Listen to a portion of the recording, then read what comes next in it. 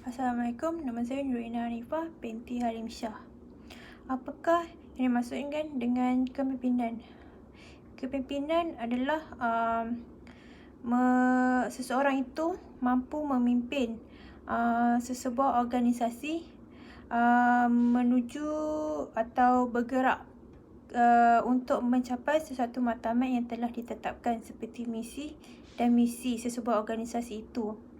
Kepimpinan ini berasal daripada perkataan kata kerja iaitu pimpin. Pimpin itu pula bermaksud bimbing seseorang untuk mencapai matlamat sesebuah organisasi. Selain maksud pimpin juga, kepimpinan membawa erti keupayaan seseorang itu dalam memimpin sesebuah organisasi.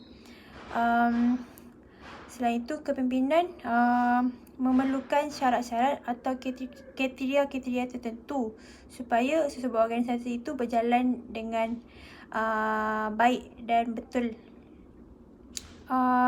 Kepimpinan ini memerlukan orang yang boleh memantau orang bawahannya atau pekerja-pekerja untuk membantu sesebuah organisasi itu bergerak atas tujuan membangunkan dan dapat menjayakan sesebuah organisasi itu dengan corak kerja berpasukan yang betul dan lebih teratur. Maksud kepimpinan dari para pengkaji atau orang ilmuwan, yang pertama adalah dari pandangan Nordhaus 2009. Beliau membahagikan maksud kepimpinan itu kepada 5. Antaranya yang pertama adalah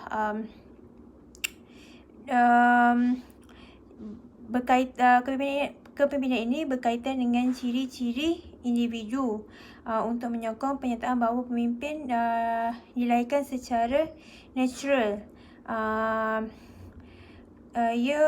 Kepimpinan ini merujuk kepada pemimpin yang mempunyai ciri-ciri yang tersendiri seperti berkeyakinan tinggi, bijak membuat keputusan, pandai bergaul antara pekerja dan sebagainya.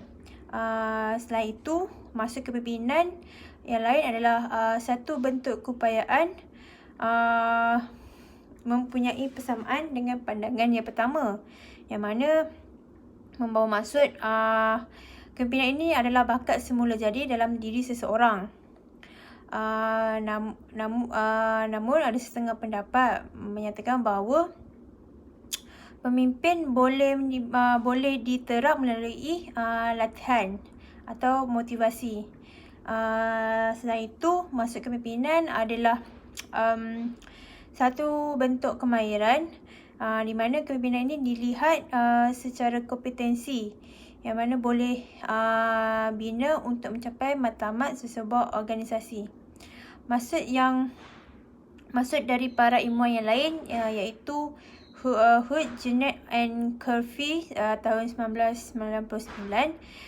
Mereka menyatakan maksud kepimpinan ini adalah kemahiran asas dan kemahiran lanjutan yang diperlukan oleh seseorang memimpin.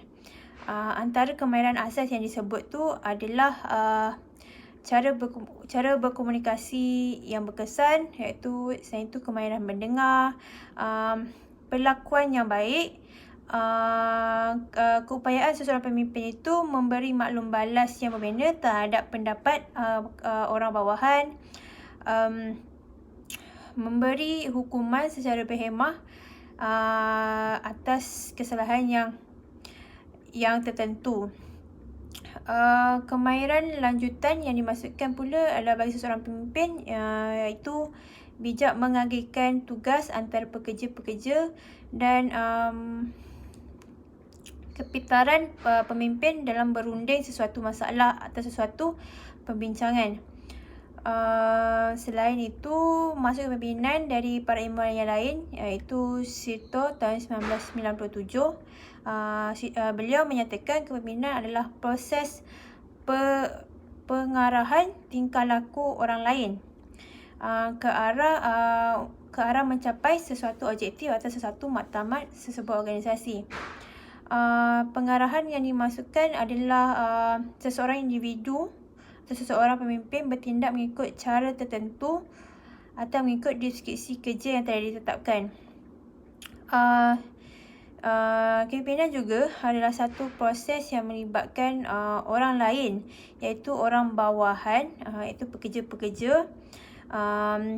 Penggunaan kuasa di kalangan pemimpin, iaitu orang-orang atasan, mempengaruhi dan mengarah tindak tanduk orang bawahan dalam pelbagai cara mereka bagi mencapai matlamat sesebuah organisasi itu.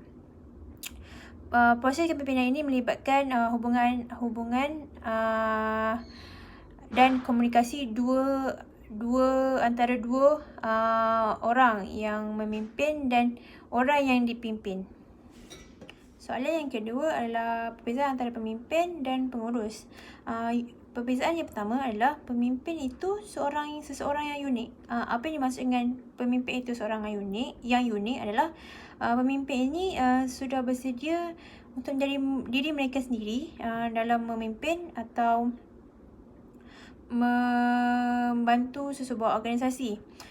Pemimpin ini menyedari kelemahan dan kekuatan mereka sendiri. Mereka bersedia dalam memantapkan lagi kekuatan yang mereka ada dan memperbaiki kelemahan yang mereka ada dalam memimpin sesebuah organisasi, supaya pekerja-pekerja yang lain memberi pandangan yang positif terhadap cara seseorang itu memimpin organisasi.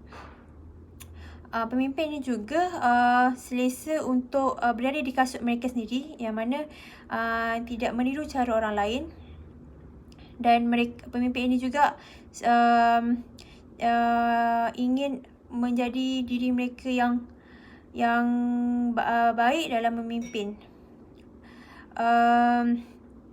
Selain itu, pemimpin ini juga seorang yang tulus dalam menjalankan kerja yang perlu mereka lakukan untuk membawa organisasi itu ke peringkat yang lebih baik. Untuk pengurus pula, pengurus adalah seseorang yang mencontohi orang lain dalam memimpin. Pengurus ini mencontohi kecakapan dan tingkah laku yang mereka pelajari dan yang mereka dapat dari orang lain. Maksudnya, orang dapat motivation daripada penceramah-penceramah atau idola mereka sendiri dalam memimpin sesebuah organisasi. Pengurus ini hanya mengikut pemantauan terhadap segala keputusan yang telah dibuat oleh pihak atasan, iaitu orang-orang atasan seperti pengarah, pengurus dan sebagainya. Tanpa pengurus ini bertolak ansur untuk menerima pandangan atau pendapat daripada orang bawahan, iaitu pekerja-pekerja. Pengurus ini mempunyai keupayaan untuk mewakili dan melaksanakan rancangan untuk sesebuah organisasi. Pengurus ini juga perlu memastikan pemahaman yang berterusan mengenai siapa yang bertanggungjawab atas sesuatu kerja. Perbezaan yang kedua adalah pemimpin seseorang yang mengambil risiko dalam melaksanakan satu tugasan dalam sesebuah organisasi. Pemimpin ini bersedia untuk mencuba perkara-perkara baru walaupun mereka belum pernah atau tidak pernah melakukan perkara ini dalam memimpin. Pemimpin ini tahu bahawa kegagalan sering merupakan langkah yang baik atau langkah yang terbaik dalam menuju kejayaan. Seperti yang kita sendiri pernah dengar, iaitu kalau kita tidak cuba, kita tak akan tahu apa yang akan berlaku. Disebabkan akan kata-kata itu banyak memberi dorongan dalam membuat sesuatu yang baru atau memberi inspirasi kepada seseorang pemimpin. Pemimpin ini juga menggunakan kegagalan dalam memimpin sebuah organisasi sebagai sesuatu yang utama untuk terus memimpin sesebuah organisasi supaya organisasi itu terus maju. Untuk pengurus pula, perbezaan pengurus yang kedua adalah pengurus ni seorang yang mengawal risiko. Pengurus ini bekerja untuk mengurangkan risiko yang berlaku dalam organisasi semasa melakukan satu kerja, supaya risiko itu tidak jejaskan perjalanan sesebuah organisasi. Pemimpin pengurus, dia lebih pengurus ini cuba menghalang dan mengawal risiko dengan daya mereka yang tersendiri. Pengurus ini juga perlu memastikan operasi perjalanan organisasi itu berjalan di jalan yang betul, di landasan yang betul, supaya tidak ada berlakunya masalah yang akan timbul. Seterusnya, perbezaan yang terakhir untuk pemimpin dan pengurus adalah pemimpin adalah seseorang yang membina hubungan dalam sesebuah organisasi, yang mana membantu dalam membangunkan sesebuah organisasi itu. Pemimpin ini juga memberi tumpuan pada orang yang memerlukan, orang yang patut diberi perhatian. Pemimpin ini tahu siapa yang lebih mahir dalam membuat satu kerja. Pemimpin ini juga membina silaturahim dan kepercayaan dengan sentiasa membuat sesuatu yang bagus dalam memimpin sesuatu organisasi. Pemimpin ini juga harus menjadi contoh atau teladan yang mana pekerja-pekerja bawah boleh ikut dan contohi, supaya pada masa datang mereka boleh ajar kepada orang lain. Pemimpin ini juga mempunyai sikap mengambil berat dalam sesebuah organisasi. Perbezaan pengurus adalah yang terakhir adalah seseorang yang membina sistem dan proses. Apa yang dimaksudkan dengan membina sistem dan proses itu? Pengurus memberi tumpuan kepada struktur yang diperlukan untuk meletakkan matlamat dalam sesuatu organisasi. Pengurus memberi tumpuan kepada analisis dan pengurus memastikan adanya sistem untuk mencapai hasil yang diingini. Pengurus bekerja dengan seseorang dan atas tujuan dan objektif yang betul. Pengurus juga mempunyai sikap yang bukan bersifat peribadi, malah mempunyai sikap yang pasif terhadap untuk mencapai matlamat sahaja. Soalan yang ketiga adalah menerangkan setiap poin dalam slide dan sertakan contoh.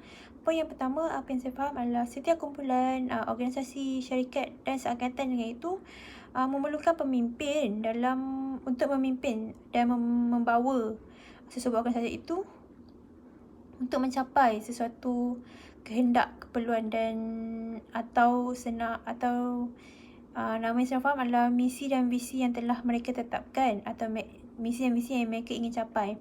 Tanpa pemimpin tidak bergerak dan berjalanlah sesebuah organisasi itu, maka visi dan visi yang mereka tetapkan tidak akan tercapai juga. Disebabkan dalam sesebuah organisasi tiada pemimpin, maka organisasi itu tidak akan dapat lari daripada pandangan yang negatif atau kata-kata yang negatif daripada organisasi lain. Contoh, sesebuah sekolah memerlukan pemimpin yang mampu membawa sekolah itu ke peringkat yang lebih maju, ke peringkat yang lebih baik. Kerana pemimpin di sekolah itu memerlukan bantuan daripada orang lain juga, seperti cikgu-cikgu, untuk membantu pemimpin itu membawa sekolah itu.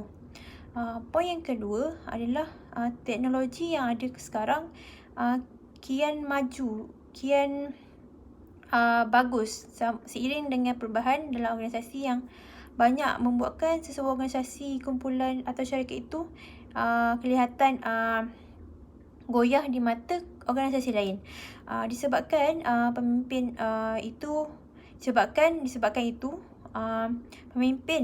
pemimpin perlu perlu mencari jalan atau cara ataupun idea yang selari dengan peredaran masa dan suasana yang seiring dengan teknologi yang maju, supaya pemimpin dapat kawal dan mengendali perubahan yang berlaku dalam organisasi itu.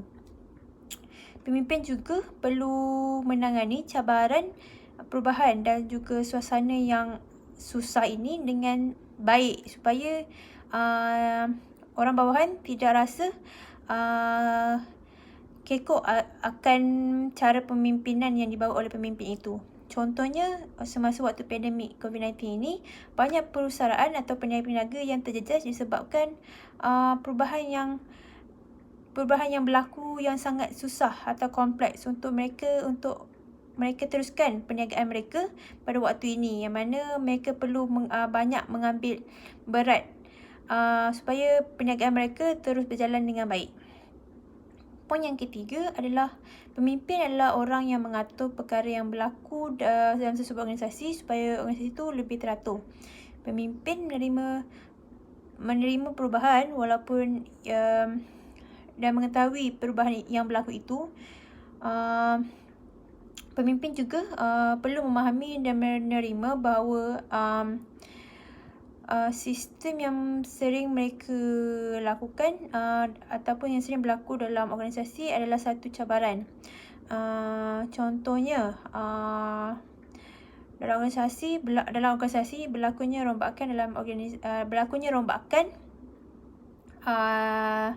rombakan untuk sesuatu jabatan. Pemimpin juga tahu yang mana lebih baik untuk seseorang itu berada dalam sesuatu jabatan itu. Poin yang terakhir adalah organisasi tidak dapat lari dengan masalah yang timbul dalam kalangan pekerja. Kerana sudah menjadi asam garam yang sudah kian lama berlaku di dalam sesebuah organisasi, kumpulan ataupun syarikat dan sekatan dengannya lah. Pemimpin perlu ada buah fikiran atau akal fikiran yang positif dan tenang dalam mengendalikan isu-isu yang berkaitan dengan kemanusiaan ini. Pemimpin juga perlu adil dan sesama dalam membuat keputusan semasa mengendalikan isu-isu kemanusiaan ini. Sebagai contoh adalah berlakunya pergaduhan antara pekerja dan pekerja lain yang akan membuatkan suasana dalam organisasi itu tidak tenang.